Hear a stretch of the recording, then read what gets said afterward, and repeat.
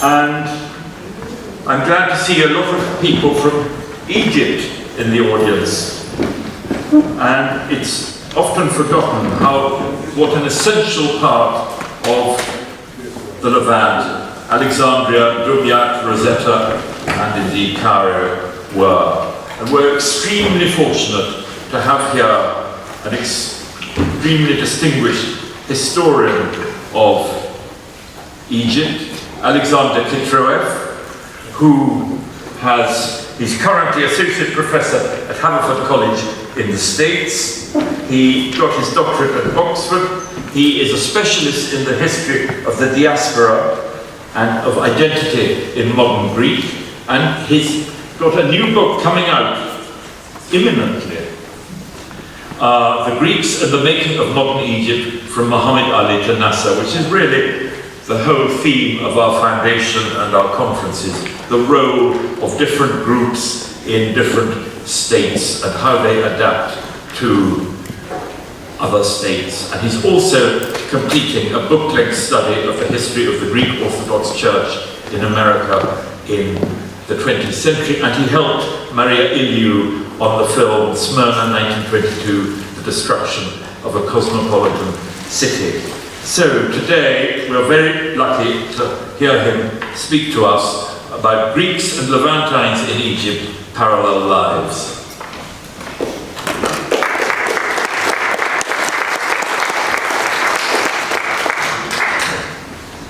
Thank you so much for that introduction. It is a pleasure to be here and an honor to be giving a keynote speech in this conference. My field is the Greeks in the diaspora and the Greeks in the Eastern Mediterranean.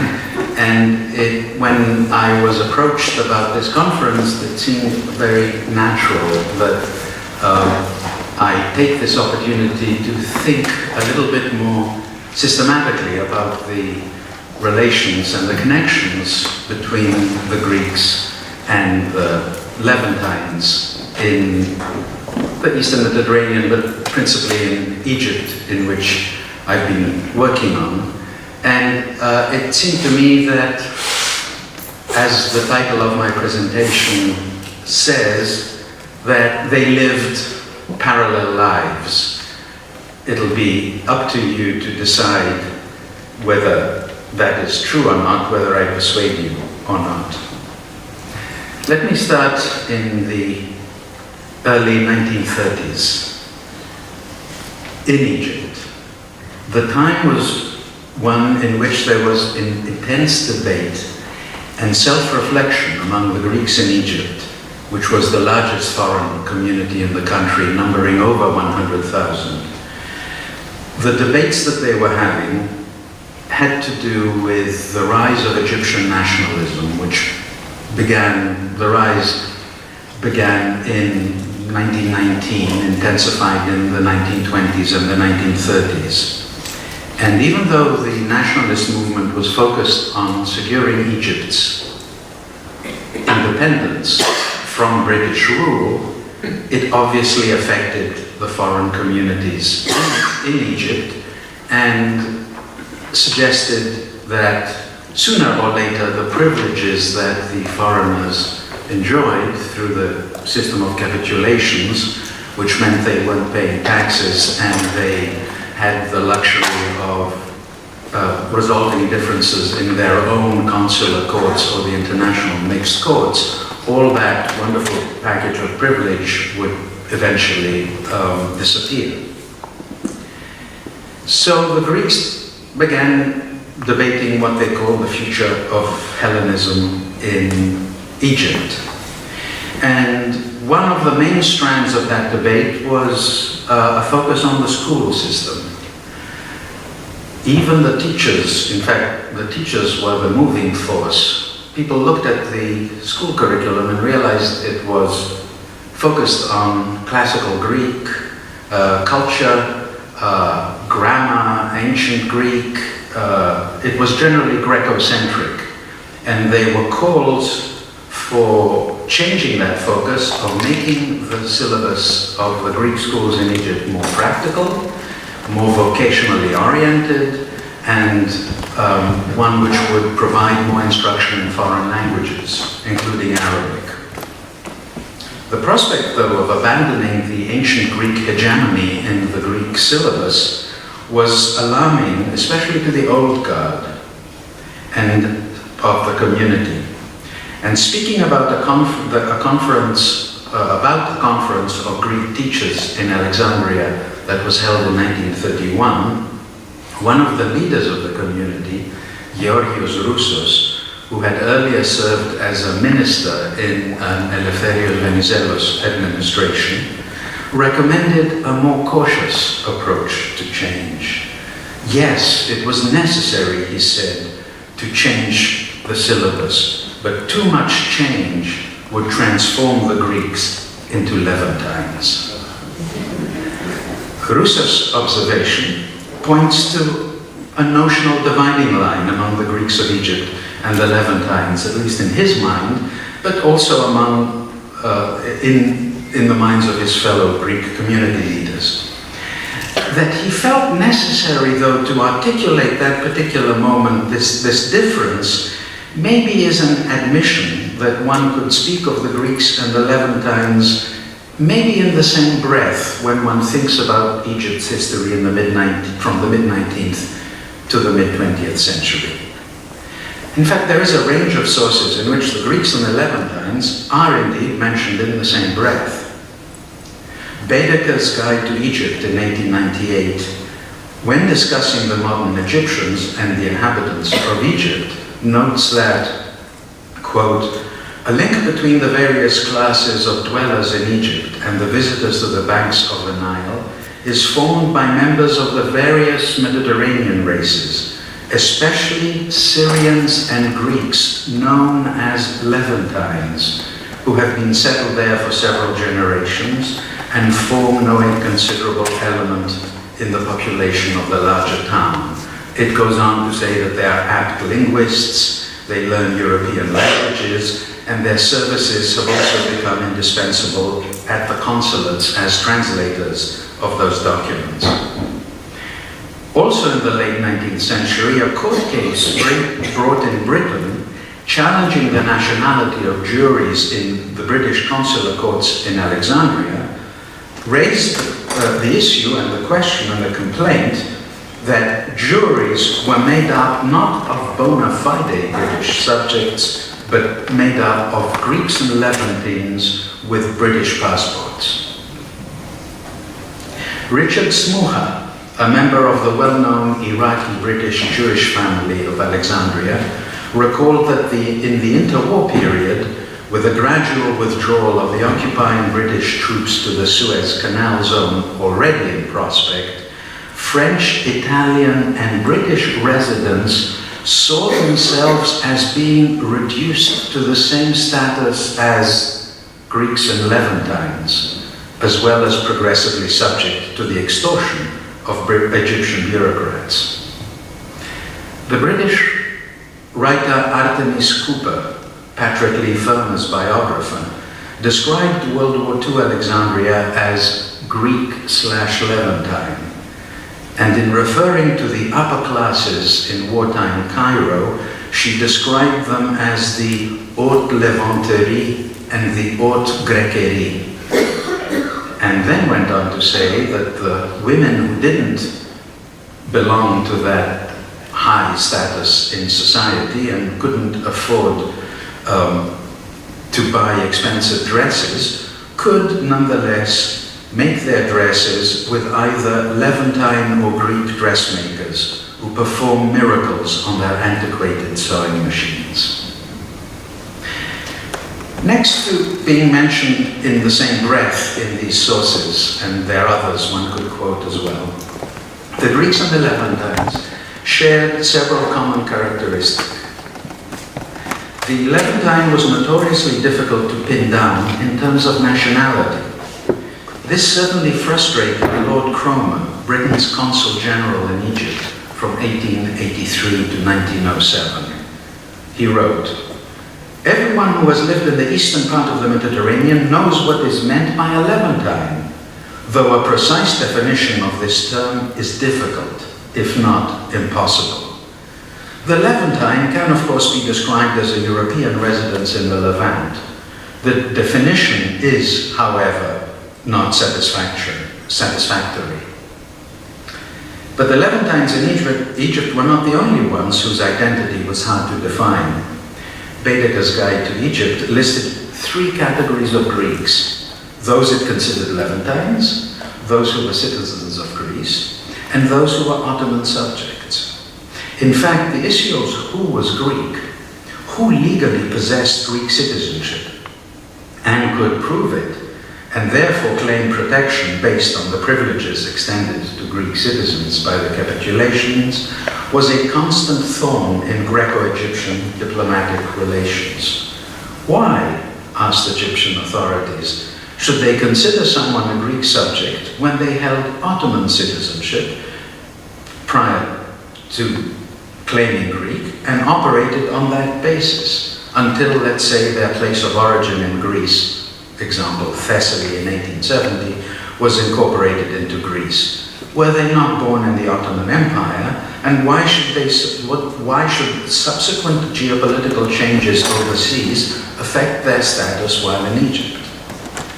Worse still, as Will Handley's scholarly critique of the significance of nationality in Egypt mentions, the Egyptian authorities were suspicious, first, of Ottoman certification of citizenship in general, and also suspicious of the ease that documents attesting to Greek nationality were procured from Greek local authorities soliciting electoral support or even bribes.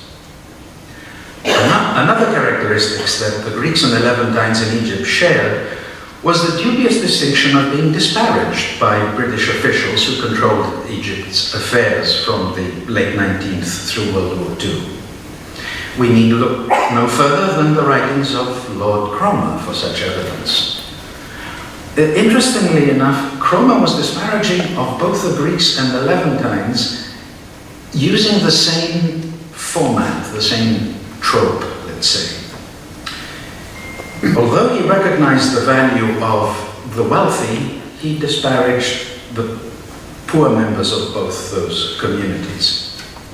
He writes, "We may therefore give the low-class Greek credit for his enterprising commercial spirit. Nevertheless, his presence in Egypt is often hurtful.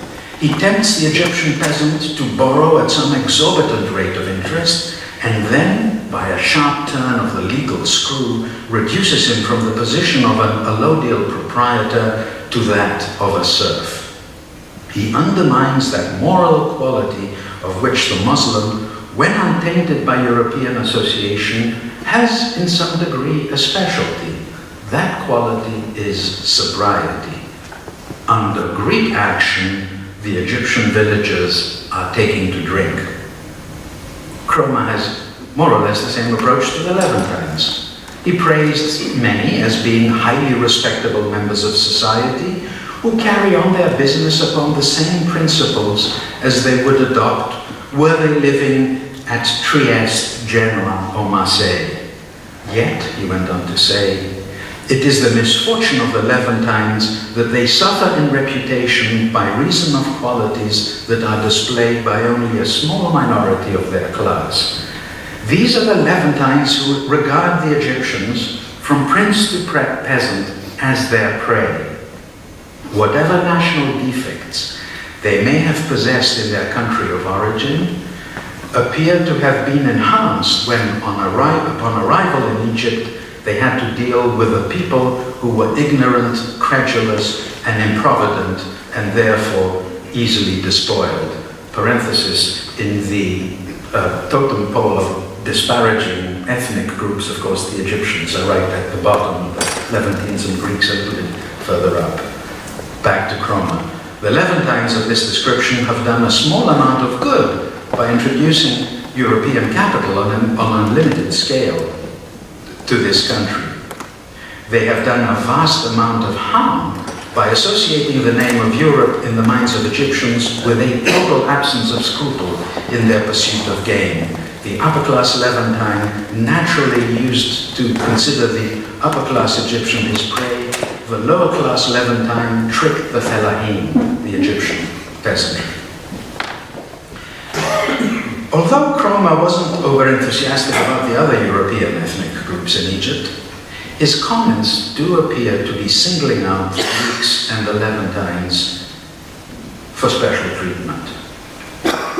To fully understand the reasons of this animus, and by extension the fact that the Greeks and the Levantines maybe could be said to have lived parallel lives, we need to consider one more characteristic that these groups shared. That characteristic is the claim to be either indigenous to the region or having lived there for several generations. Those claims were not made by other European groups, but the Levantines and the Greeks made those claims. This may sound surprising in terms of the Greeks, not so, of course, in the case of the Levantines, who are commonly defined and understood as having been born in the region of the Eastern Mediterranean, albeit by with foreign ancestry. The Baedeker guide I referred to earlier, published in 1898, for example, discusses the inhabitants of Damietta, a port city in between Alexandria and the Suez Canal, and categorizes the merchants there. It thinks of the merchants in two categories: the Europeans and the indigenous, meaning Arabs and Levantines. So this is just one of several examples in which the sources acknowledge the fact that the Levantines can be considered indigenous to Egypt. In the case of the Greeks, the claim was less explicit and more implicit, and had to do with the Greek responses to Egyptian nationalism after World War I, the very phenomenon that brought about those debates about the future of nationalism, and the Teachers' Conference in Alexandria, and Rousseau's comment with which I opened this presentation. Historically grounded claims for a long presence in Egypt came from several Greek-Egyptian leading intellectuals. The diplomat and historian Athanasios Politis, in the Standard History of the Greeks in Egypt, the two-volume History of Hellenism in Egypt, which appeared in Greek and in French between 1928 and 1930, included two major themes. First, that the Greeks functioned as the pioneers of Western civilization and contributed to Egypt's modernization. And the second theme, that the Greeks had settled in Egypt in antiquity and had maintained a more or less continuous presence there, whether it was through merchants, or whether it was through shipping, or whether it was through the presence of the Patriarchate of Alexandria. Thus, the Greeks and the Egyptians, Politis argued, had a long-standing interrelationship, something that Politis and others claimed ought to distinguish the Greeks from other foreigners, and, of course, ensure preferential treatment in the process of taking away foreign privileges. Another voice that believed in an assertive Greek statement in Egypt along those lines was Eugenios Michailidis. Born in Jerusalem, he studied at the prestigious Greek Orthodox Seminary of the Holy Cross, studied Arabic in Lebanon, and then settled in Alexandria. The profile sounds almost Levantine, where he was teacher of Greek schools and on the way of becoming one of the major intellectuals of the community. Michailidis, thanks to his knowledge of Arabic, quickly came aware of how little leading Egyptians were aware of this long presence of the Greeks. He urged his fellow Greek Egyptian thinkers to do something about it, published a study on the future of the Greeks in Egypt in 1927, suggesting that their future could be ensured by maintaining close ties with Egypt and continuing their positive contributions and reminding the Egyptians of their presence in Egypt since antiquity. Evgenios Michailidis' proposition that the Greeks were in Egypt since antiquity dovetailed nicely with the concept of pharaonism, al-Firaniwa, that pointed to an Egyptian identity that went back to ancient Egypt and was one of the debates that Egyptian intellectuals and nationalists were having at the time. This is the 1920s. Finally, one of the earliest formal public enunciations of the ancient presence and continuity came from Georgios Arvanitakis, a journalist and publisher who had arrived in Egypt in 1899. He had also grown up in Jerusalem, where his father had taught at the Greek Orthodox Seminary of the Holy Cross. Arvanitakis was a polymath. Mathematics, history, philology, archaeology, geography were all his fields. In 1925, Arvanitakis delivered a paper in French at an International Geographical Congress on the contribution of the Greeks to the civilization of modern Egypt. He opened with some historical background, pointing to the Arab conquest of Egypt as an event that almost ended but didn't end the continuous presence of the Greeks in the country. The presence being preserved by, Arvanitakis argued, the presence of the Greek Orthodox Church in Alexandria, and of course then went on to show how, with the arrival of Muhammad Ali in the 19th century, the presence of the Greeks grew exponentially.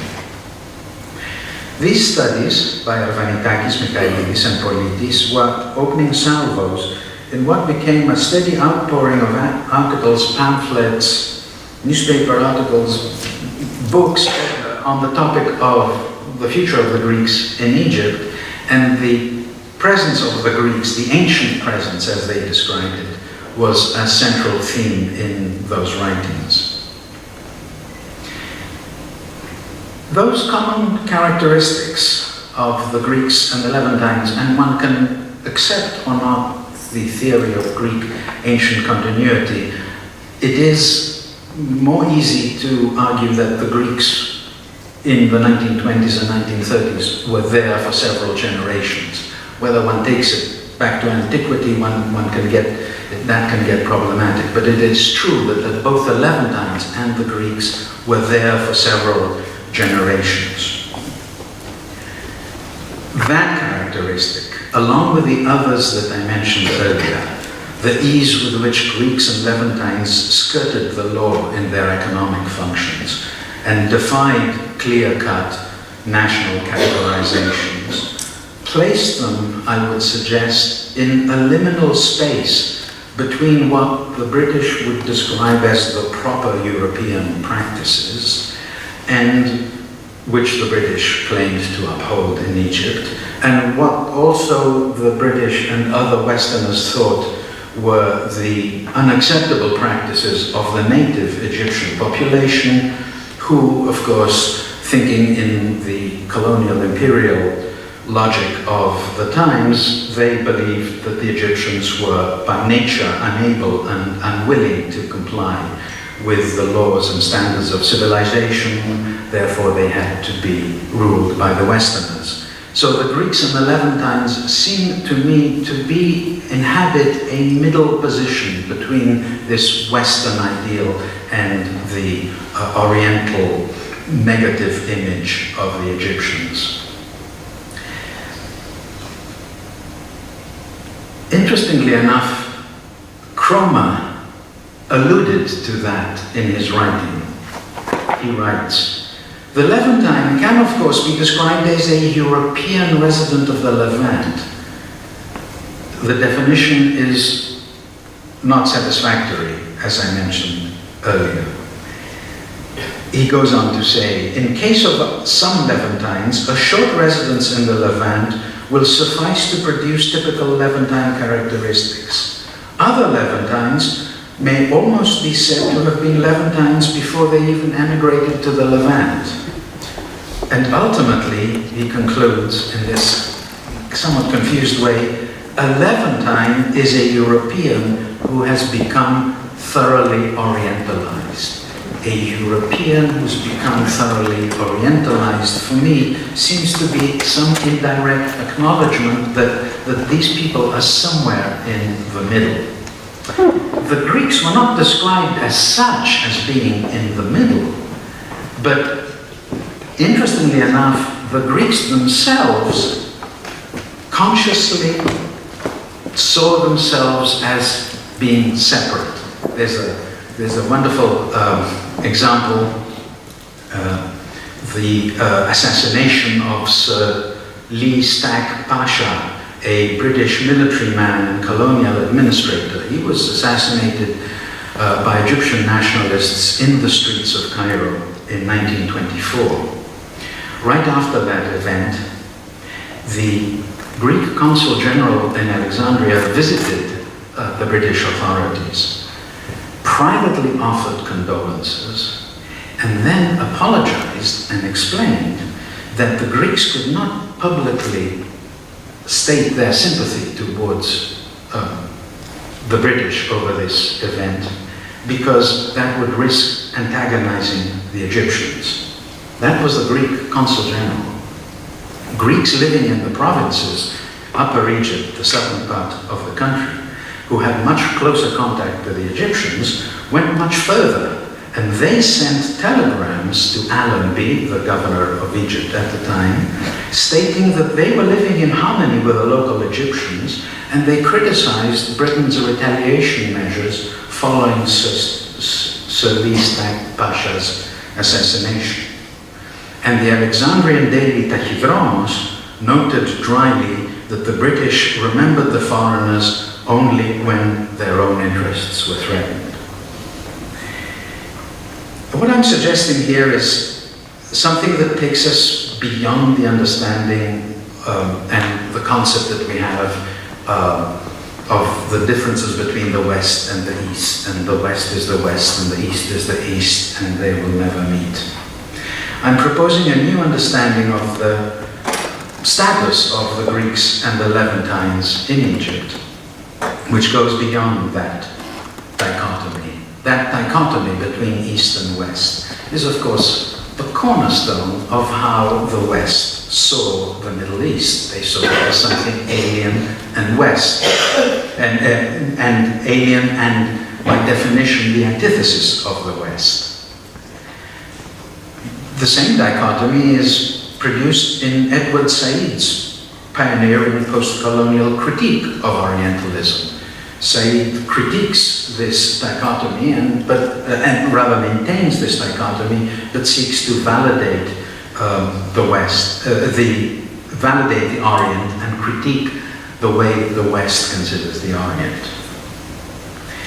If we go, therefore, between this polarizing dichotomy, I think we could say that the Greeks and the Levantines were something in between, not quite Europeans, but of European origin, but quite at home, literally and metaphorically, in the Eastern Mediterranean and in Egypt.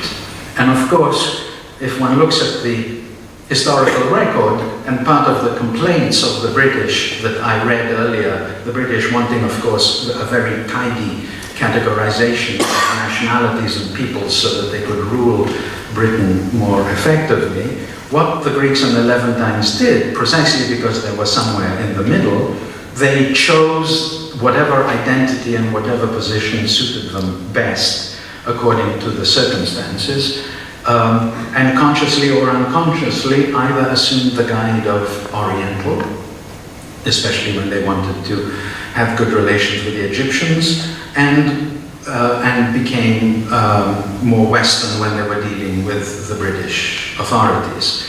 Of course, the Levantines, by definition, maybe are in the middle. This would take me too far away, but I am reminded, of course, of the fact that the Greeks themselves, I did mention Patrick Leigh Fermor. Patrick Leigh Fermor, in his book Rumeli, has this wonderful distinction between the Greeks as Hellenes and Romii. It seems to me that the Greeks in Egypt were very happy both in their Hellenic and their Romaic identity. Thus, to conclude, Greek and Levantines represented in many ways a reconciliation of Western and Eastern characteristics, transcending the logic of the binary opposition. And to borrow Forster's famous phrase about the poet Cavafy, we can say that both Greeks and Levantines stood at a slight angles to the Western world, and especially Britain's colonial presence in Egypt. So, the statement by Georgios Roussos that the Greeks should not adapt too much to Egypt and become deracinated like the Levantines suggests that most Greeks were either unaware of their similarities with the Levantines or chose not to acknowledge them. This is not odd. We know that notwithstanding the existence of a cosmopolitan culture in Egypt, the various ethnic groups were also inward and self-sufficient, jealously guarding their own identity. Egypt was not a melting pot, societies such as the United States, where the melding of various ethnic groups is represented by the title of an article that discusses how the Italians and the Irish have interacted, intermarried, and merged. The title of this wonderful article is, quote, "We are all Italian around here, aren't we, Mrs. O'Brien?" If Egypt had been more of a melting pot, someone could have countered Roussos' attempt to distance the Greeks from the Levantines by responding, "But around here, Mr. Roussos, we are all Levantines." Thank you.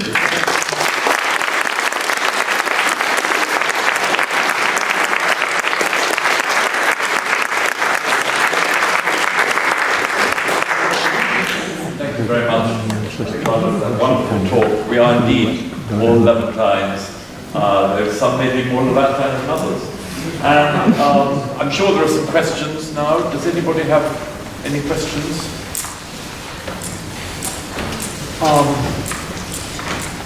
And this is a great reminder of the presence of the Greeks in Alexandria. There were also Greeks in Aleppo and Beirut, in Mersin and Jerusalem, as you were saying, and there still are in Jerusalem.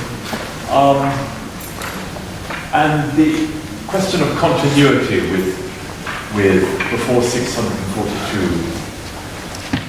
When I've read traveller accounts of Alexandria in, say, 1600 or 1700, they do refer to a few Greeks running the churches, and there must have been merchants, presumably.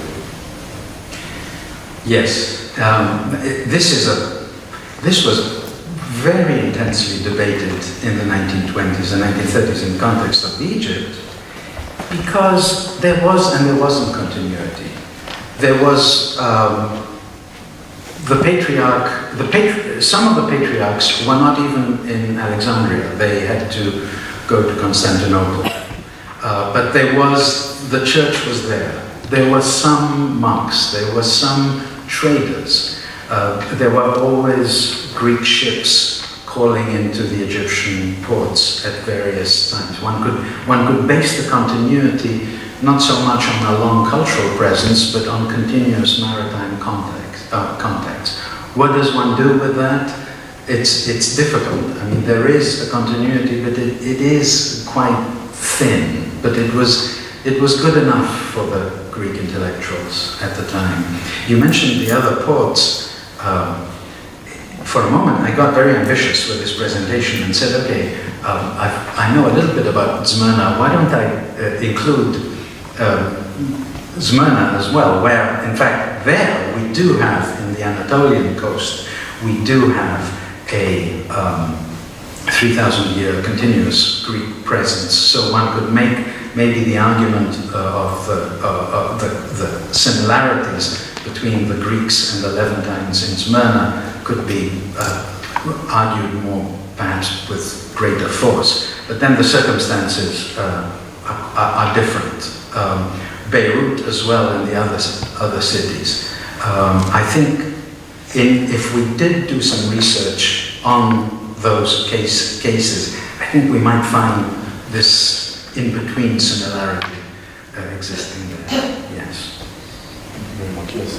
I have another question to ask.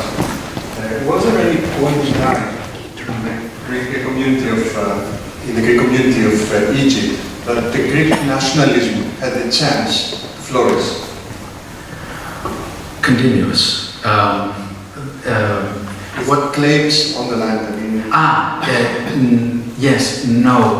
That's interesting. So the Greeks of Egypt, as you know, I think is known, were extremely supportive of the great idea, and supported the great idea both because they considered themselves as part of Greece, and that was a goal that Greece was pursuing. The closest they got to thinking in terms of Egypt was that the great idea was seen as not as an expansion over just to Asia Minor, but a strengthening of the Greek presence in the Eastern Mediterranean. And think of it, if Smyrna would have been Greek, then you would have had Smyrna, you would have had Alexandria, and then there was the Greek Orthodox presence in Jerusalem, and you had an arc of Greek presence. But at no time were any claims made on Egypt as being in any way Greek. They stopped short of that. There were no nationalists who went that far. But there was this, instead of that, there was this continuous claim and assumption that the Greeks were there and somehow shared the land with the Egyptians. And I've just read an account of Alexandria in 1944 when there were the celebrations for the rising of 1821. That's March, is it? Yes. March 1944, and the British diplomat is complaining that it's as if Alexandria is an entirely Greek city. There are so many flags, and there are so many Greek troops and sailors posted in Egypt at that time, just before the liberation of Greece. And in fact, there was such a Greek presence, there was a Greek civil war and mutinies in Alexandria between left and right. It's really quite extraordinary because the Greeks behave as if everything is fine and this is a Greek city, okay, we share it with the Egyptians. And looking at, when one is looking at that history from the Greek point of view, one says, okay, yes, fine, 1821 is being celebrated, various national anniversaries are marked by the schools, by big gatherings. But if you look at it in the wider context, this is the time when there are measures being taken against the foreigners. 1947, 1948 is a time when you have Egyptianization, so you've got a limiting. And the Greeks are approaching the Egyptians and telling them, we've got a special relationship with you, so can we be excluded by these measures that are being targeted against the foreigners because we have all these affinities? And then they turn around and have these massive Greek demonstrations, or, you know, back in pre-World War I, when Venizelos makes a visit to Alexandria, the whole city is bathed in blue and white. I mean, that's understandable then, but the city is still bathed in blue and white in the 1940s. And it's this wonderful way in which I think people can have two identities. In fact, you celebrate your Greekness in a very patriotic way, and then you can turn around and tell the Egyptians, well, we have common goals here.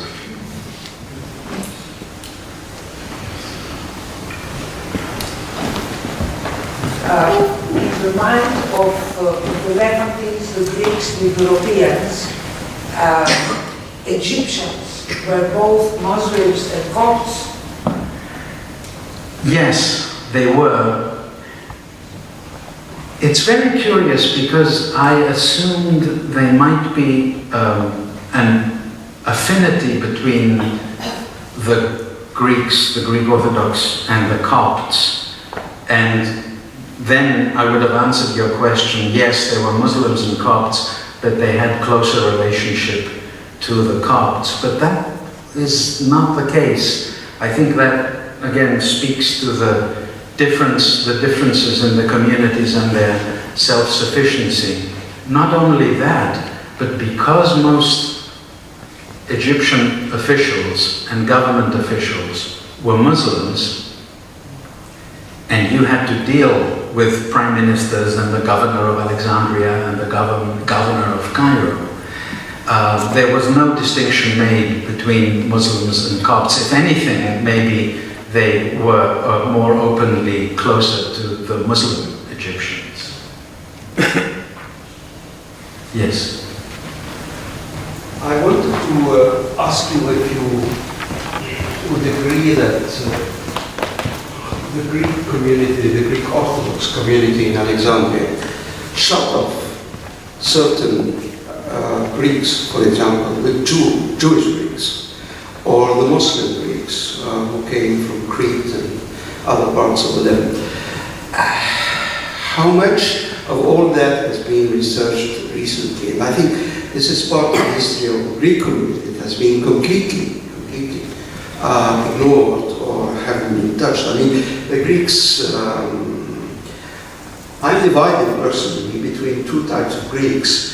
The Greeks that came from Crete and the other Greeks that came from Limnos. My two grandmothers are Greek. And this separation of presidents in Alexandria seems to me quite odd. And the Jewish community, because there were a few Jewish Greeks as well, let alone the other Greeks that were, secular and were part of the Masons movement, etc. So again, all this needs to be a little bit more researched and more looked into. Especially the Jewish community. I mean, yes. The Jewish community and the Greek community and the Levantines, who are the Shawams. We, as Alexandrians, look at this idea of Levantines as being more of coming from the Levant, from the Shawams, and that distinction is quite obvious in the way segregation has been defined Yes. within the Greek community itself. Yes, so, I mean, the segregation gets reproduced in the sources, and then we reproduce it as well in our work.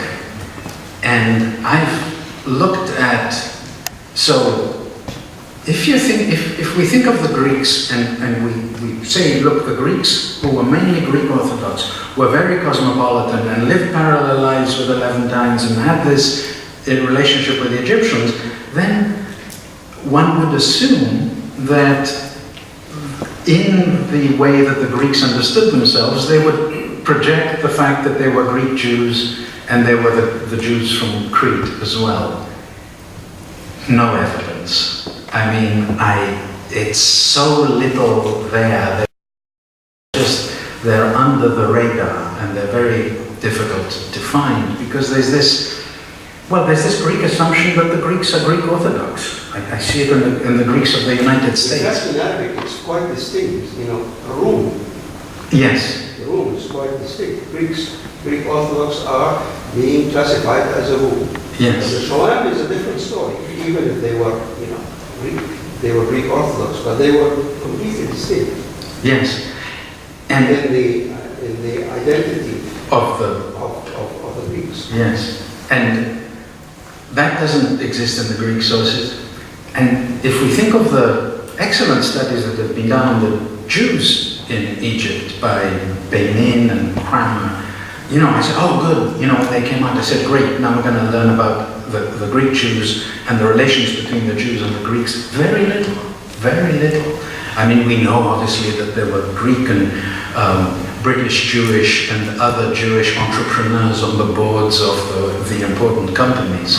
But further down socially, connections must have existed, but they don't exist, and those books don't speak. I look at the index for Greek in the studies of the Jews in Egypt, and there's nothing. There's just one or two very brief references. So yes, and that needs to be done, and in a sense speaks to what the Greek community did want to project, but ironically forgot or marginalized those people. Yes. Yes. The Jews in Egypt had also been joined with the Jews that came from Spain to the Ottoman Empire. So the language that they spoke, the Jews in Egypt, was Spanish, the Old Spanish, the Ladino, or the Sephardi language. So I think that if you look for the Jews in Egypt as the Greek, it's, I think, better to go through the exodus from Spain and the Sephardi arrival to the Ottoman Empire, which is in the 15th century, late 15th century. So the question, the Greek Jews in Egypt, if they are Sephardic, if they've come from, either they've come from Thessalonica or other parts of the Ottoman, there are Greek-speaking Jews. When the Jews from Spain arrived to the shores of the Ottoman Empire, they find Greek-speaking Jews. They speak nothing else but Greek. But they are mainly in Anatolia. True. Okay. So, because those Jews that were in the Maghreb, they had taken the Maghrebi way of life. So, yes. in Egypt, the situation changes with the arrival of the Jews from Spain.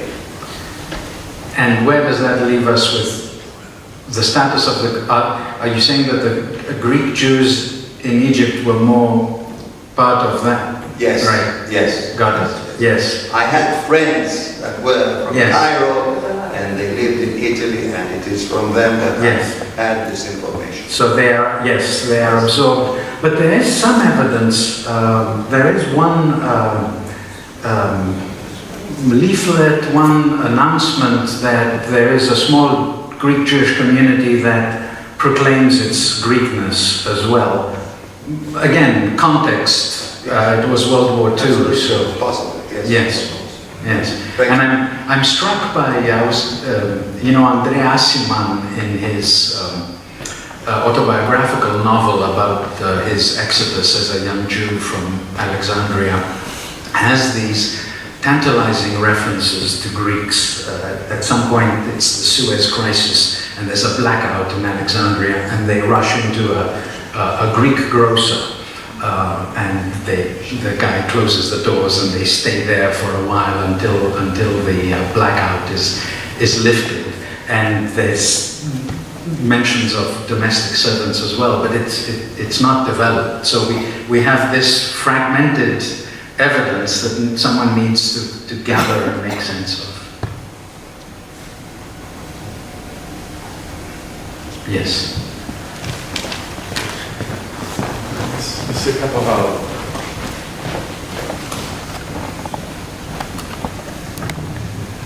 In the Smyrna, Levantines who used to speak fluently Greek because it was a local level. I suppose that in Egypt it was not the same. Were they speaking eventually Greek or not? And what about the Greek community? Was Greek their normal language or they adopted Arab? No, they didn't speak Arabic. There wasn't, in Alexandria, the Greeks, when they were at home, they spoke Greek. In their businesses and in their daily lives, Greek was not the lingua franca in Alexandria. It was initially French, and then it becomes English, and I think there's a mix. So there's not that Greek climate in Alexandria that Smyrna has. And I'm thinking of, I was telling Philip Mansell that I loved the way he made a distinction between Smyrna and Constantinople in his book, The Levant. And your comment now reminds me that we can make a different characterization for Alexandria, and Alexandria is more cosmopolitan and foreign. And I'm just not to personalize it too much, but I will. I've always wondered, because my name has a Russian ending, and the only thing I found out is that my great-great-grandfather was the dragoman of the Ottoman governor of Chios, and then my great-grandfather his son goes to Egypt and gives Chios as a place of origin. And people ask me, you know, why this Russian name? And although they were Greek, and I think if they had gone to Smyrna, they might have Hellenized it because of the climate in Smyrna, but because Alexandria does not have this Greek climate outside the confines of the Greek community, they left the Russian ending because who cares? It's a cosmopolitan city. And the language, but from community to community in Alexandria, I think, was French. I've seen letters from, say, the Italian authorities, the Greek ones. And the language of the bourse in Alexandria, I've asked people, the cotton brokers are screaming the price of cotton every day. They're almost mainly Greek, but they're doing it in French, I've been told. Including the British, yes. The British had to speak French. And then you have Franco-Greek, so the Greeks that my relatives called carpets tapeta, which is from tapis. French gets Hellenized in a... We'll be speaking about that in the round table tonight. Franco-Chiotica, which there are some speakers of that present today. There's another question over there. There's also a great distinction between Alexandria and Cairo, which is really, you know, Alexandria is the aristocracy, and Cairo is the banal, the lacaides, which is something very important. And it is the same thing that happened with your presentation here. So you say Greeks and Levantines in Egypt. Yes. We had heard only about Alexandria. Yes, and when in writing this book, I was very conscious the sources and all the writings are Alexandria-centric, which really upsets the Cairene Greeks and even more the Greeks from the canal areas. Oh, you know, and there are some, you know, wonderful stories of the Greeks in Port Taufik, the small, so that's a nice historiographical conundrum. What do? You're writing, if you say the Greeks of Egypt, then you're talking about the entirety, but you've got this Alexandrian hegemony of its presence, of its cosmopolitanism. There are sources of that point to a narrower type of cosmopolitanism in Cairo. Edward Said, who I mentioned, wrote about being at the Tawfiqiya Club and it being, which was a non-British club, and talks about all the other nationalities there. But it's a thinner slice of the city that's cosmopolitan in Cairo than Alexandria. I think it's an ongoing problem. I don't have a solution. I don't think I resolved it in the book. It's Alexandria. What can I say? Yes, one more question, please. You spoke about Lord Crone's view of the Greeks, but do you have any evidence of the Egyptians' view of the Greeks during this period? I mean, yes, there are some sources on the way that the Egyptians saw the Greeks, but they're of limited value in the sense that the Egyptian nationalist movement was really focused on the British. So what one does is to look, if one does not know Arabic, there are still sources in literature and in some translated newspaper articles, but that is a different topic. It's very interesting, of course, because by looking at the way that the Egyptians regard the Greeks, you can question the Greek assumptions of them being so close. I think those assumptions were, in any case, exaggerated. And looking at the Egyptian sources, someone who I was discussing this with in the States told me, you know, you're not going to find very much because they didn't care. They weren't paying attention to them. And in some cases, they are seen, of course, as exploiters, as usurers. So there is a negative. Yes, so, I mean, you're right. There's that other side with which we can question the Greek status. Well, thank you very much. I think we just give Alexander another round.